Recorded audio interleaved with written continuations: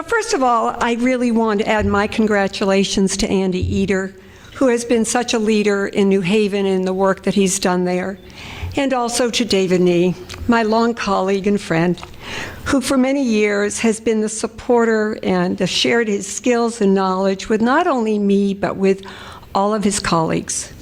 When David first started as the director of the Graustein Memorial Fund, he told me that the council, which was in a little Hartford organization, needed to be a statewide organization. And with that, he then worked with me and staff and board over the next few years to make that happen. Thank you, David.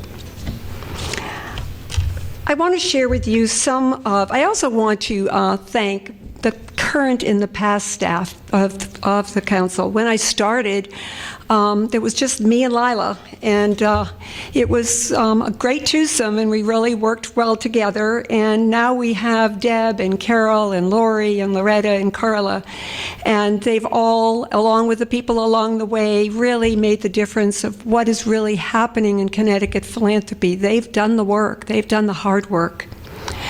I also want to thank Stephen. Again, I've got 45 years of marriage here, so we're all in the same area. And John, who is also here, John used to come in and do mailings. You know, back in the beginning, there was no email, and my family would all chip in and do the mailings to get them out for events. So I'd like to take this time to reflect on what some of the important changes have been in philanthropy in Connecticut in my 22 years. When I first came to the council as the part-time interim president in May of '91, I had just completed a 2-year position as the director of the Howard and Bush Foundation. My job there was to give out the remaining assets of the Hartford portion of that foundation, which was $4 million, in accordance with the donors' wishes, but really a long-term loss for the ongoing philanthropy in Greater Hartford. That is when I first was introduced as a member to the Coordinating Council for Foundations, as we were called then. Then it was a very small Hartford area association with only 45 members. The board was looking for a new president, and somehow that part-time interim position ended up in a long-term relationship with philanthropy in Connecticut.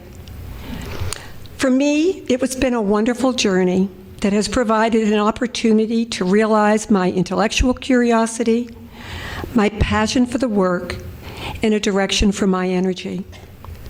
The council's gone through many changes over the past 22 years, from a Hartford area association that provided one program a month for all of its members, to a program now, a statewide organization that has over 80 or 90 programs, and we're giving segmented programs by geography, by issue area, by type of funder, and statewide programs that need for all the funders. And the Funders Association field nationally has grown to more than 30 in the country. But how has philanthropy really changed? I'd like to talk about it how I've experienced it. First, my relationship with philanthropy, the access and reach, the evolution of the work, the size and scope, and leadership going forward. Of course, there have been many changes, but I'll just reflect on a few. First, what is philanthropy? Philanthropy is not just about dollars, but as you heard from Andy Eder, it's also about the time and talent that one puts into it. And although we spend an awful lot of time counting the financial resources, the uncounted giving of time and talent has great impact. I keep looking in the dictionary for the right definition of philanthropy, and it keeps evolving. And now the one I like, it's defined as a deliberate affection for mankind, shown in the contribution of money, property, or work for the benefit of others. When I began in this position, the word philanthropy was not used in the press or in conversations, and the common view of philanthropy was the giving of very wealthy historical figures like Ford and Carnegie. We had many discussions about how we describe this work that we do, and we kept saying we wanted the common person to understand us, and we talk about charity, and we talk about giving, and we'd use all these words, but the word philanthropy was the one that captured this work the best. So when the council changed its name in '99 to the Connecticut Council for Philanthropy, we did so with the vision that everyone can be a philanthropist and that everyone should embrace the word. We were the first regional association in the country to put philanthropy in its name, and now more are doing so. Philanthropy is now the center of conversations and media focus. Certainly modern wealthy donors like Ted Turner and Bill Gates and Warren Buffett have brought philanthropy to the forefront. But also, people are discovering it's not just for the wealthy. So that takes me to access and reach. We cannot ignore the remarkable contribution of technology to the philanthropic sector. With the internet has come the democratization of philanthropy. That is, that everyone can be a philanthropist, and the smallest nonprofit cause can reach a broad community of donors. We've seen small nonprofit organizations gain access to giving through the website and Facebook. Friends are inviting friends to give, and individuals who care about a cause are able to use their PDA to send $10 immediately to an issue they care about. Programs like Donors Choose and Kiva have been able to aggregate donors' gifts to provide support to teachers across this country and to entrepreneurial efforts in third world countries. And here in our own region, we've seen the response to recent disasters and tragedies that have brought, in a very short time, gathered over $20 million for the Newtown families, and also $20 million for the Boston Marathon victims.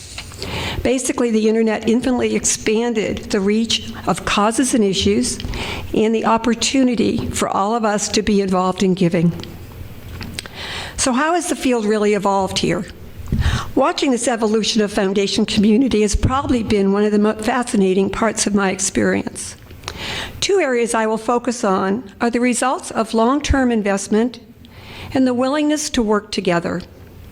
The Council recently took on an initiative around aging, not an area that private philanthropy has been very active in, but one that has a lot of implications for our state. As we worked with key funders and leaders in the aging community, we discovered that there were not very well-developed advocacy groups or partners for funders to work with and to learn from. And so we found that other areas that we'd worked on had a much more developed group. It was clear that that well-developed network that we were accustomed to had been growing over years with consistent commitment of funders, and often at least one statewide funder with a long-term investment and a big vision. Three of these quickly come to mind. In front of us, the William Casper Graustein Foundation, and the strong early childhood programs, funders, community groups, and policy changes that they have supported. The Melville Foundation, and the support for ending homelessness, and the programs and advocacy groups important in that work. And the Tao Foundation, and its focus on juvenile justice, building and supporting the advocacy community and the policy and programmatic changes that have evolved. Philanthropy has often been criticized for having a very short attention span in the initiatives that they undertake, not appreciating the fact that you cannot change long-term entrenched problems in 3 to 5 years. Each of these funders that I have talked about, and others who I have not mentioned, have stayed with these issues, built trusting relationships over many years, and are seeing the results of that investment. So the other change that I have observed is the growing willingness of funding community to coordinate their efforts with other funders and state and local governments, to reach out beyond their silos and to have greater impact. One of the positive outcomes of the challenging economic downturn was the realization of both private and public funders that they could not solve society's problems on their own, and that they needed to move beyond business as usual. In 2009, as you've heard before, led by the community foundations, funders worked together on a very fast track to bring federal stimulus information to nonprofit organizations and municipalities to increase access of new federal dollars. And in 2010, in an unprecedented collaboration with the state of Connecticut, private funders provided the match to attract more than $30 million of federal dollars through the TANF Emergency Contingency Fund. Both of these efforts required fast action and cooperation, not an easy achievement in the philanthropic community. To achieve better impact, collaborations and coalitions are forming, which includes some or all of nonprofit organizations, business, philanthropy, and the public sector. As individuals, nonprofit organizations, communities, and government agencies explore this work, all will need new skills and capacities to participate effectively in this evolving environment. Some of our funders are already providing this technical assistance. The Graustein Foundation has been building the capacity of the communities to work together with training such as facilitative leadership and results-based accountability. Other funders, like the Hartford Foundation, have been providing training and technical assistance to the nonprofit organizations in their communities. And the N.E. Casey Foundation has been building the capacity of managers and staff at the State Department of Children and Families because they need to learn how to work out of their silos also. And we're also seeing new collaboratives. 3 of our members, led by the Tremaine Foundation, have partnered with the State Department of Energy Environment Protection to develop the Lead by Example Energy Efficiency Program, which provides a tool that state agencies and municipalities can use to perform energy efficiency upgrades on their buildings with no upfront costs. The costs of the upgrades are paid for through guaranteed savings on future energy bills. A truly new creative financing model that we have to look at and take advantage of in other ways. And a group of 14 funders came together quickly following the legislation 2 years ago to develop a coordinated system for early childhood in the state of Connecticut. This collaborative it supported the planning for the new system, and through their support of research and technical assistance, the collaborative has had a great impact on this proposed plan. Because the expectations for working in this way require new skills and knowledge, we will all need to support and develop the capacities to participate effectively in this environment. Additionally, this work is messy and time-consuming, and funders will be called upon to provide not only the technical assistance, but also the support for moving this new body of work forward. So the size and scope is my next area to talk about, and certainly that has changed, and since I began my position, the number of foundations in our state have more than doubled. In fact, in the 20 years from 90 to 2009, close to 1,300 new foundations were established in Connecticut. Those foundations hold $4.7 billion of the more than $7 billion of assets at that time. 20 years ago, there were very few vehicles for giving, and they are growing as a number of entrepreneurial philanthropies and creative financing models focused on social impact.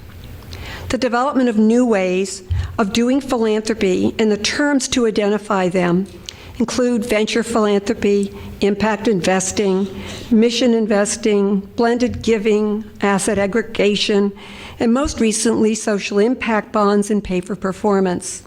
Some of these models will never reach the mainstream of philanthropy, but others may produce new and exciting ways of addressing societal problems. So last, I want to talk about leadership.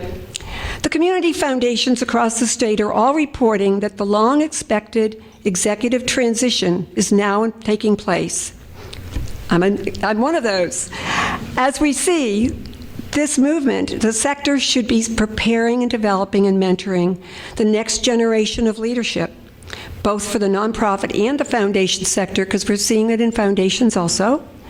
This next generation will come with different experiences and different expectations. And their values and their traits will have been formed during very different political, environmental, and social times. As I think about what formed me and what was happening when I was in my formative years, I think about the death of John Kennedy, I think about Martin Luther King, I think about Woodstock, and I think about the women's movement. And all of those were things that were happening when I was in my late teens or late 20s, and really they would help form who I am today. But this next group of leaders may not even know about those things. So I think that it's going to be interesting to watch the change. The nonprofit world that these new leaders will walk into will be more complicated and faster moving, with less time to grow with the change. Some of us had a lot of time to sort of learn as we went. As we learned in the work with the Third Sector New England on executive transitions, it is important to support and mentor this next group of leaders.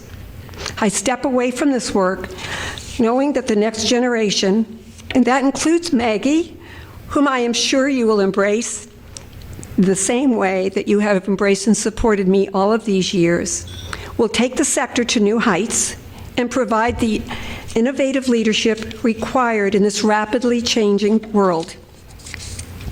I will close with a quote that I used to close our first program in 1993. Can you believe I found it? As I said, I keep everything. Following my first year at the council, which is surprisingly still relevant today, I cited Harlan Cleveland, a former dean of the University of Minnesota's Hubert Humphrey Institute of Public Affairs, who emphasized the need for a mental flexibility in the midst of change. As we look forward to philanthropy's role in Connecticut, we should keep in mind these excerpts from his list entitled Mindset for Leadership. Cleveland suggests that those who will succeed in a changing, nobody-in-charge world will possess the following: a lively intellectual curiosity, because everything really is related to everything else. An attitude that risks are not there to be avoided but to be taken.